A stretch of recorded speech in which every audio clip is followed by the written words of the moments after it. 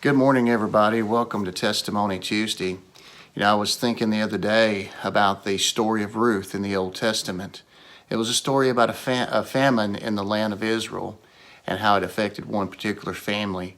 The mom and the dad and their two grown sons, they uprooted and they went out of Israel and went to the country of Moab. And fast forward, and the two sons get married to Moabite women. And then fast forward, and ultimately the dad of the family dies, and then the two sons die, and it's three widows. And the two Moabite widows, one stays in Moab, and the other, her name is Ruth. She chooses to follow Naomi, her mother-in-law, back to Israel, to Bethlehem. As I was thinking about that story, I thought, it's got a timely word for us today. And it's had a timely word for me. It's about transition. And, we are in transition right now. We have had to let go of the way we used to do things. Now we're in this no man's land of how much longer do I have to social distance and follow all the protocols. And with summer approaching, when can we really just embrace the moment and enjoy it, right? And so anyway, as I was thinking about that story in Ruth and thinking about how life is full of transitions, really and truly it is. Life is like a video. It's not a still frame picture. Everything's always fluid. Everything's always moving. And by the time we get comfortable with a season or a stage of our lives, suddenly things change. And so here we are in the middle of something. And it made me realize, what do I need to let go of? And what can I learn now that will help me, later? I know as a pastor, it's hard when you can't see your people. And I'm not one to always necessarily use technology, but I've come a long way in the past year or two. But it helps me realize that, there's more to learn. And I love the story of Ruth because Ruth she left everything she knew. And so she let go. And then she went to a new place.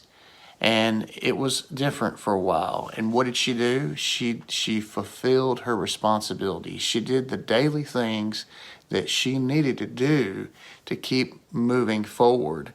And ultimately, God blessed her with a new husband, and then she had her first child. And lo and behold, it was the great parents, I think. They were the great-grandparents of King David, but that's the spoiler alert at the end of Ruth. But it's a vivid reminder of me when you're going through transition time. Have you let go of what was? If you can let go of what was, then you are now ready to live in the now and prepare for tomorrow. And I think I've let go of what was, and now I'm dealing with preparing, living in the now and preparing for tomorrow. When we do have church again, it'll be great, but it'll be different.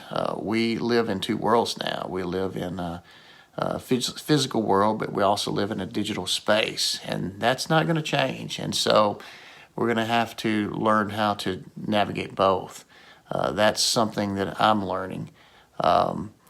But I want to encourage you today in this Testimony Tuesday video to think about the transitions of life that you've been through, and think about what you've learned from them and how God has been faithful to walk with you through those experiences, and take that into this particular situation. What is something we need to let go of? What is something that we need to learn right now so that we'll be ready to embrace the next thing, whatever it is? I pray that you will be encouraged today. I pray that you'll let go of whatever is holding you back, and that you will begin to learn whatever it is you need to learn now to embrace that better tomorrow. And as a Christian, I know that the better tomorrow that's coming is when Jesus comes and we're with him forever.